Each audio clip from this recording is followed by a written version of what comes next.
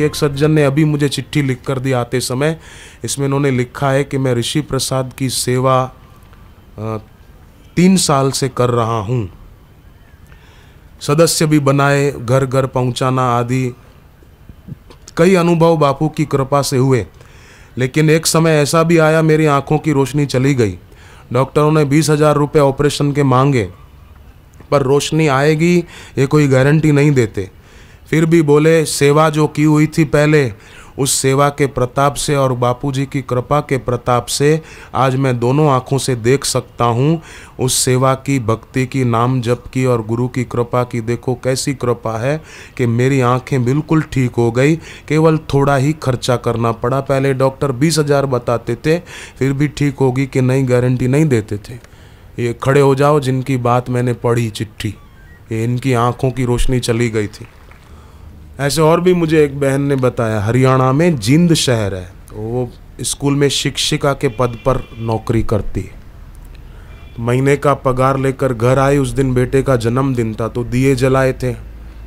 रुपए मासिक वेतन के पूजा के स्थान पर रख दिए। दिए जलाकर, गर्मी के दिन थे तो ऊपर छत पर गए जरा खुली हवा में टहलने। तो क्या हुआ, थोड़ी देर में देखा पूजा वाले कमरे से धुआं निकल रहा है। जाके देखा तो दिया असावधानी से वो लुढ़क गया और आग लगी। तो उस बहन ने सोचा, सुमित्रा कुमारी उसका नाम, कि अब तो वेतन के रुपए भी जल गए होंगे। पर जब पानी डाला, आग शांत हुई तो देखा और सब तो जला है, पर बापू की तस्वीर और रुपए जो रखे थे मासिक वेतन के वो नहीं जले हैं। पंचामृत पुस्तक नहीं जली है, माला नहीं जली है, और सामान काफी जल गया था। तो जिसके जीवन में प्यास है, जो व्यक्ति भोगों में आसक्त नहीं है, जो व्यक्ति प्रार्थना करता है तुलसीदास जी की तरह, हे भगवान, कामी व्यक्ति को स्त्री का रूप प्यारा लगता है, पर मुझे तो आपका रूप प्यारा लगे। लोभी रुपयों के संग्रह में लगा रहता है, पर मैं नित्य भगवान नाम जप की संख्या बढ़ाने में तत्पर रहूं, ऐसी मुझे सद्बुद्धि दो प्रभु। मेरी भोग और संग्रह में रुचि न हो, मेरी तो नाम जप में रुचि हो। भगवान ने ताड़का को मारा, राम जी ने ताड़का के बेटे सुबाहु को जला दिया, पर ताड़का का दूसरा बेटा जो मारीच था उसको जलाया नहीं, मारा नहीं, उसको ऐसा तीर मारा कि दूर फेंक दिया उसको, मारा नहीं उसको। और मारीच उस दिन से एकदम बदल गया। मारीच उसी दिन से, जब से तीर लगा, वो राम राम राम राम राम राम राम करने लगा। भगवान राम ने मानो प्रेरणा दी है कि मारीच जो है वो दोष युक्त मन का प्रतीक है। मन अगर दोष से भरा होगा तो और सभी दोष और सभी बुराइयां, गलतियां शुरू हो जाएगी। राम जी ने सोचा कि यदि मन विषयों का चिंतन करता है तो दोषों का उदय होता है, पर भगवत विषयक चिंतन करे तो भक्ति का प्रागट्य भी होता है। तो क्यों ना इसके दिल में बस अब रावण का चिंतन नहीं, अब राम का चिंतन, ऐसा मानो तीर लगा दिया। पूज्य गुरुवर भी अपने शब्दों के द्वारा एक ऐसा मीठा तीर लगा देते हैं कि विषयों का चिंतन मानो मर ही जाता है और निर्विषयी नारायण के चिंतन में आस्था दृढ़ होने लगती है। मिले हुए में आसक्ति नहीं रहती, मिले हुए का सदुपयोग करने में गति शुरू होने लगती है। तो समय मिला है, यौवन मिला है, बचपन मिला है, जिसकी जो अवस्था है हम उसके सदुपयोग में लग जाएं। विवेकानंद जवानी में साधना में लग गए थे। मीरा युवावस्था में खूब साधना करती थी। शबरी युवावस्था में खूब भक्ति करती थी। अनुकरण करें तो इनका करने। बाकी एक्टर और एक्ट्रेसें दिखने में बड़े बाहर से सुंदर लगते हैं, तो क्या हो गया, क्या बड़ी बात हो गई, क्या बहादुरी की बात कर ली। बगुला भी बहुत सुंदर दिखता है। बगुला होता है, बगुला बहुत उजला उजला, सफेद सफेद हंस जैसा दिखता है, पर एक पैर पे पानी में खड़ा रहता है, एक पैर ऊंचा कर लेता है। क्यों ऊंचा कर लेता है? कि मछली को लगे कि कोई खड़ा नहीं है, पौधा है। मछली कुछ खाने को आएगी तो वही उसको खा जाएगा। तो दिखने में तो वो भी अच्छा है। इससे तो कौवा अच्छा, बाहर से भी काला अंदर से भी काला। बाहर से भी काला तो है, तो सत्संग एक ऐसी जगह है जहाँ ये कालापन दूर हो जाता है, भीतर का हृदय शुद्ध हो जाता है, पवित्रतम हो जाता है। दैवी संपत्ति का आश्रय और आसुरी संपत्ति का त्याग बहुत जरूरी है। नहीं तो भले बाहर से बड़े बड़े दिखें, पर ऐसे लोग समय आने पर सब किया कराया चौपट कर देते हैं। एक आदमी ने, बाजार में भीड़ थी, एक नेता पसार हुए तो उनको गाली दे दी, अपशब्द बोल दिए। मैं नहीं बोलूं अपशब्द वो, पर कोई गंदा शब्द कह दिया उसको।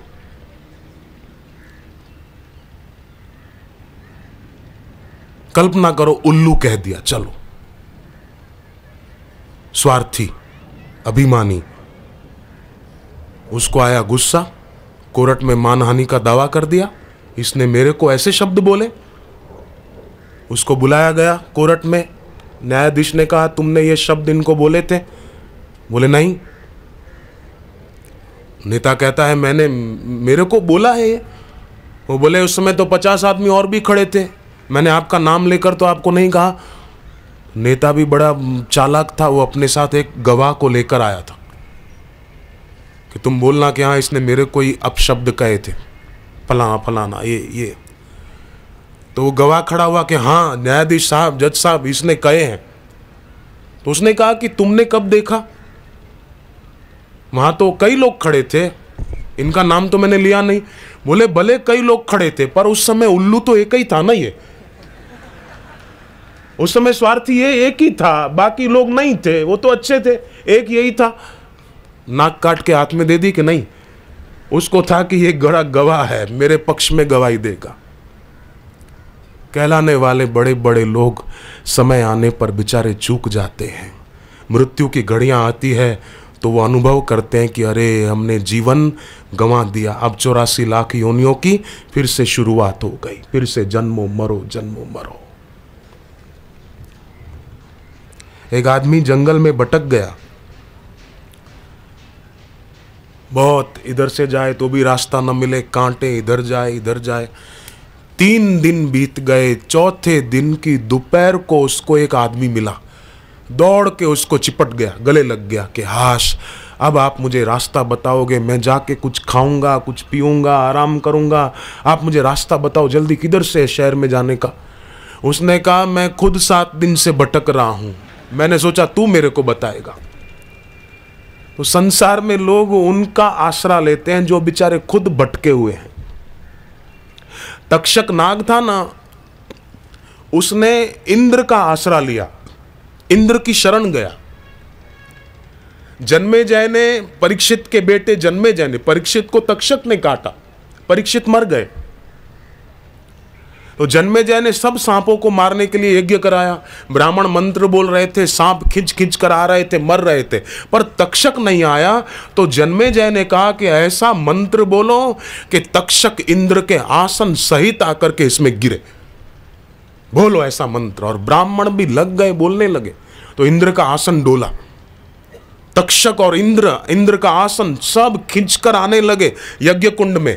पर इंद्र को याद आया कि मैं गुरु की शरण जाऊं, तो गुरु के पास गए। और गुरु ने फिर, बृहस्पति जी ने जन्मेजय को थोड़ी सीख दी, उपदेश दिया, आत्मा की अमरता, शरीर की नश्वरता के बारे में, समता की सीख दी। तब जन्मेजय ने वो यज्ञ बंद करा दिया और तक्षक की रक्षा हुई, इंद्र की रक्षा हुई। नहीं तो इंद्र का आसन भी जा रहा था। तो तक्षक ने शरण ली थी इंद्र की, पर इंद्र भी उसको बचाने में सक्षम नहीं थे, वो तो गुरु ने कृपा की तब बच पाए। तो अपने जीवन में शरण समर्थ की ही लेनी चाहिए। एक छोटा सा कीड़ा, बरसात बहुत हो रही थी, ओले गिर रहे थे, बरसात के साथ कई बार ऐसा होता है, ओले गिर रहे थे। कीड़े ने सोचा मैं दब कर मर न जाऊं। एक पेड़ का पत्ता पेड़ से नीचे गिरा था, कीड़ा उस पत्ते के नीचे जाकर छुप गया, सोचा कि हाश मैं सुरक्षित हो गया। परंतु धड़ाम से ओला उसी पत्ते के ऊपर आके गिरा और कीड़ा पत्ते के नीचे ही दबकर मर गया। पत्ते की शरण तो ली बचने के लिए, पर पत्ता खुद सक्षम नहीं था उसको बचाने के लिए। आवागमन से छूटने के लिए दुनिया के भोग या सुविधाएं सक्षम नहीं है। भगवान और भगवत प्राप्त सदगुरु ही सक्षम है। बस भगवान का नाम सक्षम है।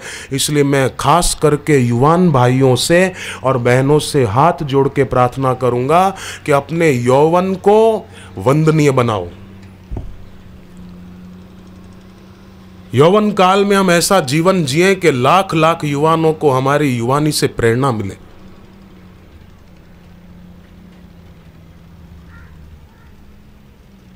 बूढ़ा आदमी जा रहा था कमर से झुककर, तो कॉलेज के आवारा लड़कों ने मजाक उड़ाते हुए कहा, क्यों दादा ये धनुष बाण कितने में खरीदा? दादा भी एक जमाने के खाए हुए थे। उन्होंने कहा, बेटे भाव पूछने की जरूरत नहीं है, थोड़े समय के बाद तुमको मुफ्त में मिल जाएगा। तुम अपनी जवानी खराब कर रहे हो बेकार में। तो भगवान ने बड़े प्यार के साथ भगवत गीता में सुंदर प्रेरणा दी है कि जब जीव अपने अंशी से विमुख होकर जड़ भोगों के सन्मुख होता है, तभी उसमें आसुरी दुर्गुण आ जाते हैं। आसुरी संपत्ति आगंतुक है, दुर्गुण दुराचार आगंतुक है। कोई आदमी प्रसन्न रहता है तो हम उसको ऐसा नहीं कहते, क्यों आप सदैव प्रसन्न रहते हो, क्यों आप हमेशा खुश रहते हो, ऐसा नहीं कहते। पर कोई आदमी दुखी होता है, टेंशन में होता है, तो हम उसको कहते हैं, अरे आप क्यों टेंशन में हो, क्या बात है, क्या हो गया, आज आप उदास दिखाई दे रहे हो। क्योंकि प्रसन्नता स्वाभाविक है और दुख शोक चिंता अस्वाभाविक है। अच्छा आचरण करने वाले को कोई नहीं कहता कि अच्छा आचरण क्यों करते हो, पर खराब आचरण करने वाले को कहते हैं कि ऐसा क्यों करते हो। इसका मतलब सद्गुण सदाचार तो रहते ही हैं। अग्नि तो है पर धुएं से अग्नि ढक गई, पानी तो है पर काई से पानी ढक गया तालाब में। ऐसे ही विवेक तो है पर संसार के वस्तु व्यक्ति के राग के कारण विवेक दब गया। सत्संग सुने तो राग की काई हट जाए और वो जागृत हो जाए। भगवान ने अर्जुन को ये नहीं कहा कि तू कायर है। गीता के दूसरे अध्याय के 3 श्लोक में भगवान ने ये कहा कि तुझ में ये कायरता कहां से आ गई। ऐसे ही दोष हमारे में नहीं है, दोष आ जाते हैं, बुराई आ जाती है, हमारे में बुराई है नहीं। अगर बुराई होती तो बुराई दिखती नहीं। काजल आंख में होता है तो दिखता नहीं है, दूर होता है तो दिखता है। बुराई दूर होती है तो दिखती, हमारे में नहीं है, अगर होती तो नहीं दिखती। तो भगवान ने अर्जुन को ये नहीं कहा कि तू कायर है, भगवान ने कहा कायरता कहां से आ गई।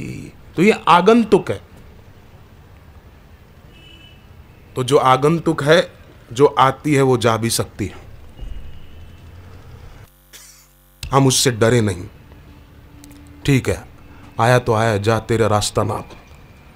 भगवान ने गीता के 16वें अध्याय के 7वें श्लोक से लेकर 19वें श्लोक तक कहा कि लोग भोगों में उलझकर अशुभ जीवन जीते हैं और नरों में अधम हो जाते हैं, ये कहा। फिर भगवान ने उसी 16वें अध्याय के 22वें श्लोक में कहा कि अगर चाहें तो काम क्रोध लोभ रूपी नरक के द्वारों से छूटकर कल्याणकारी आचरण करके अपना कल्याण कर सकते हैं। और कल्याण तो ज़्यादा दूर भी नहीं डोंबिवली से।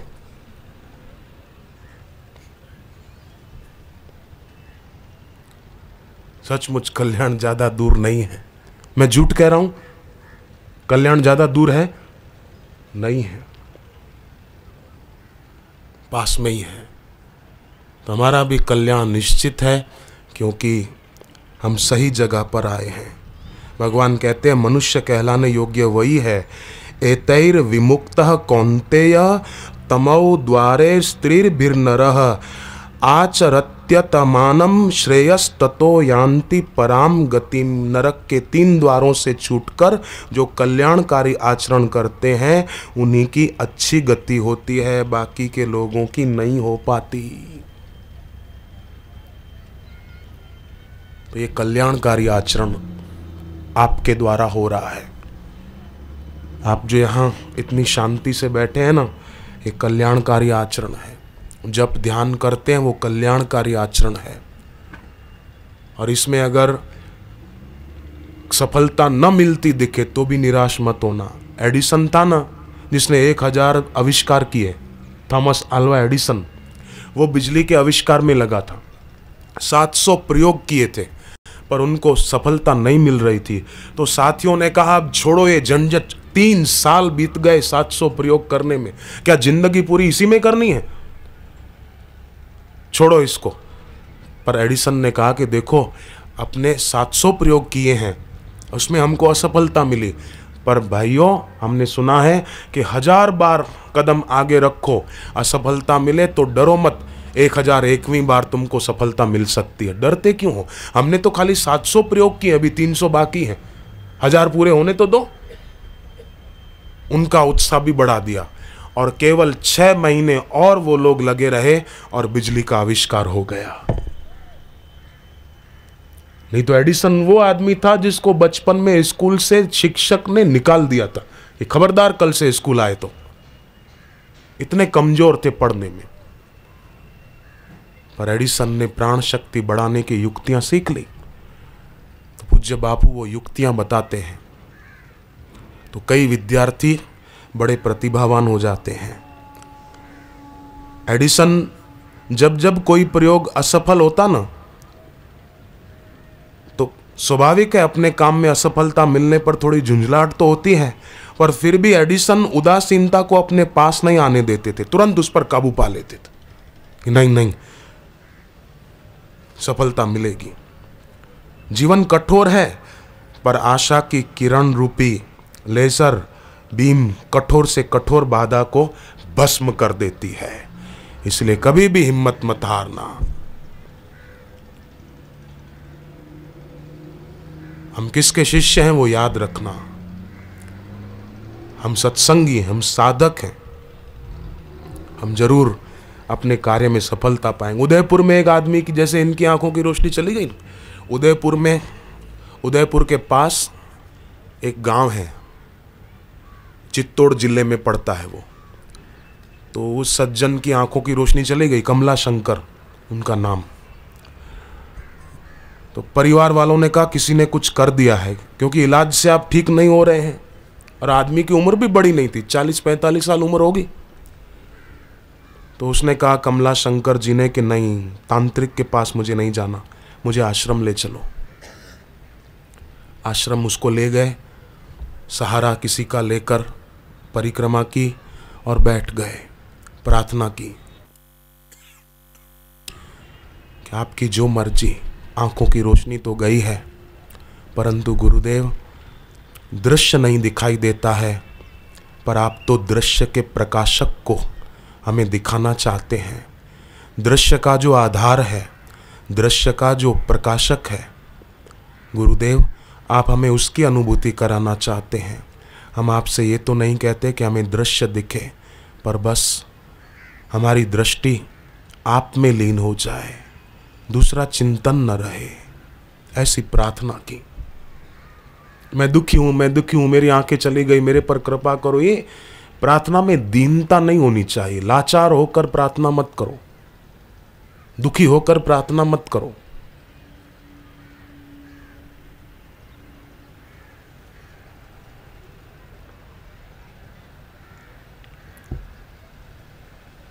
मां गई पानी भरने कुएं पर। गांव में बच्चा सो रहा था छोटा। मां ने सोचा तब तक मैं आ जाऊंगी, पर कुएं पर भीड़ थी। मां को थोड़ी देर हुई, लौट रही थी, तो बेटा भी घर से उठा रोता रोता, बीच रास्ते में मां को मिल गया और रोते हुए कहा, पैर नंगे थे, तप रहे थे, दोपहर का समय था। माँ को कहने लगा मेरे को गोद में उठा ले। माँ ने कहा मेरे सिर पर एक बड़ा घड़ा है, उसके ऊपर छोटा घड़ा है, तू थोड़े हाथ ऊपर कर बेटे, मैं तेरे को उठा लेती हूँ। बोले नहीं, तू खुद नीचे झुक कर मेरे को उठा। माँ ने कहा तू अगर चाहता है मैं तुझे उठाऊं तो हाथ ऊपर कर। बोले नहीं, तू झुक के मेरे को उठा। बोले पानी फिर कौन उठवाएगा घड़ा? बोले नहीं। माँ ने कहा मैं जा रही हूँ, अभी भी कहती हूँ हाथ ऊपर कर। तो बच्चे ने हाथ ऊपर नहीं किए, जिद पे अड़ा रहा। माँ तो चली गई, फिर अपने आप पैर तपाता हुआ रोता हुआ जख मार के आया। थोड़ा हाथ ऊपर कर लेता तो। ऐसे ही थोड़ा व्यक्ति जप करना शुरू कर दे तो, थोड़ा सा उसको प्रेम से पुकारना शुरू कर दे तो, थोड़ा सा बस हाथ उठा दे तो वो तो उठा ही लेगा। और हम बोले नहीं तू नीचे आ, नहीं नहीं हम थोड़ा ऊंचा उठे। पानी को ऊंचा उठना हो, विराट आकाश में खोना हो, तो उसको थोड़ा तपना पड़ेगा वाष्पीभूत होने के लिए 100 डिग्री तक। थोड़ी साधना में ऐसा कुछ आए कठिनाई तो डरना नहीं। तो वो साधक डरे नहीं, कमलाशंकर वहां बैठ के प्रार्थना करते रहे। तो उन्होंने बताया, मैंने फिर संकल्प किया कि अगर मेरी आंख ठीक हो जाएगी तो मैं 108 फेरे आकर फिरूंगा, 108 दिए जलाऊंगा, 108 पाठ करूंगा श्री आशा रामायण के। उनको याद थी तो मन में वहां बैठकर गुनगुनाने भी लगे।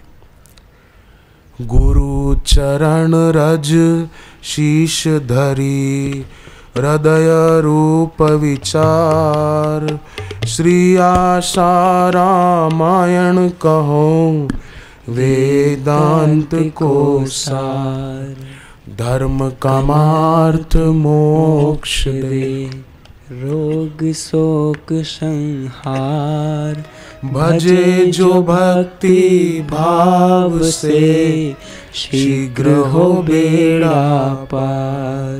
हृदय से पाठ किया और ज्यों ज्यों वो बोले मैं पाठ करता गया, त्यों त्यों मेरी आंखों की रोशनी धीरे धीरे ठीक होती गई। मुझे पहले धुंधला धुंधला दिखने लगा, फिर धीरे धीरे और स्पष्ट दिखने लगा। और थोड़ा समय तो बोले चश्मा लगाना पड़ा, पर अब तो बोले चश्मा लगाने की भी ज़रूरत नहीं है, मुझे ठीक दिखाई दे रहा है। शुरुआत में बोले थोड़ी कठिनाई आई, परिस्थिति दुखद आई, पर मैंने परिस्थिति बदलने की न सोची, मैंने मन की स्थिति बदलने की सोची। शल्य चिकित्सक कभी कभी शरीर में इकट्ठे हुए मवाद को निकालने के लिए उसको दबाता है तो दर्द होता है, पीड़ा होती है।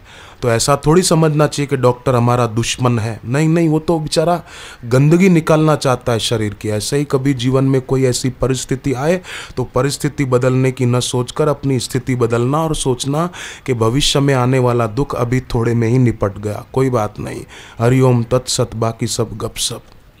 कभी कभी गुरु शिष्य को डांट दे, फटकार दे, गुस्सा कर दे, कठोर वचन कह दे तो समझना ये शल्य चिकित्सा है। जरूर मेरी झोलियां खुशियों से भरना चाहते हैं, इसलिए मुझे अपना मानकर मुझे ये कह दिया। झोली फैलाने हेतु भी निरभिमानिता चाहिए। ना समझ आदमी अपनी झोली फैला भी नहीं पाता। झोली फैलाना मतलब कोई चादर फैलाना नहीं, झोली फैलाना मतलब अपनी श्रद्धा को बढ़ाना, अपने हृदय में जो भाव है उसको बढ़ाना। तो जरूर जरूर उपद्रवों और संकटों के बीच हमारे भीतर वो अनहद नाद हमको सुनाई देगा, क्योंकि स्थिति बदल जाएगी। तो गुरुदेव हमें वो देना चाहते हैं। ऐसे कृपा सिंधु गुरु का बदला राजस्थान की सहजोबाई कहती थी कि कभी भी कोई भी चुका नहीं सकता, कोई नहीं चुका सकता। गुरु का बदला दिया न जाई, मन में उपजत है सकुचाई।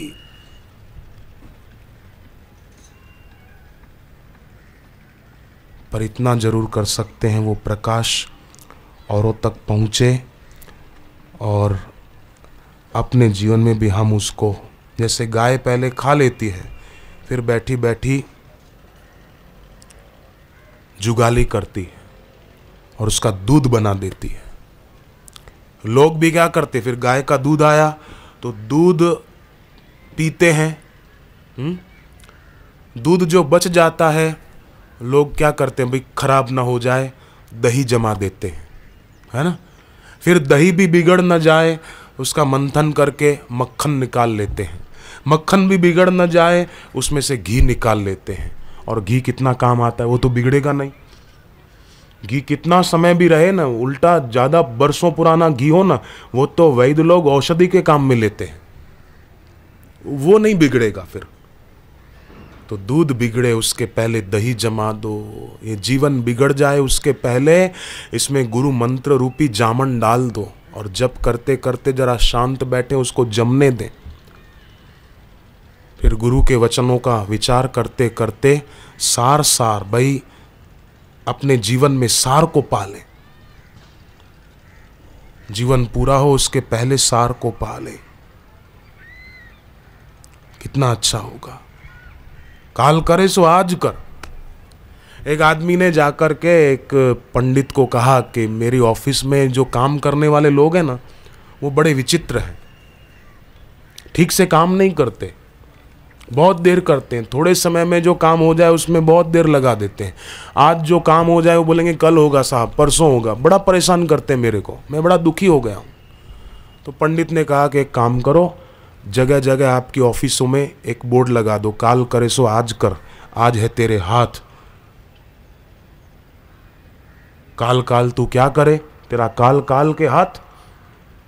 ऐसा उसने लगा दिया तो दूसरे दिन वो पंडित के पास आया, सिर पे पट्टी बंधी हुई थी, थोड़ा लाल खून दिख रहा था, यहाँ भी पट्टी बंधी हुई थी, दांत एक दो टूट गए थे, और इधर भी पट्टा बंधा था, इधर भी पट्टा बंधा था, प्लास्टर ऑफ पेरिस फ्रैक्चर हुआ था, घुटने में भी कुछ बांधा हुआ था, पैर के अंगूठे में भी 2-3 पट्टियाँ थी। तो पंडित ने कहा ये क्या हालत हो गई तेरी, एक्सीडेंट हुआ? बोले एक्सीडेंट नहीं हुआ, आपने जो बात मेरे को कही ना ऑफिस में लिख दे, उसका ये परिणाम है। बोले मैं समझा नहीं। बोले आपने कहा लिख दो, काल करे सो आज कर, आज है तेरे हाथ। तो मेरा जो सेक्रेटरी था ना, वो टाइपिस्ट को लेकर भाग गया। मेरा जो चौकीदार था उसने मेरी पिटाई कर दी।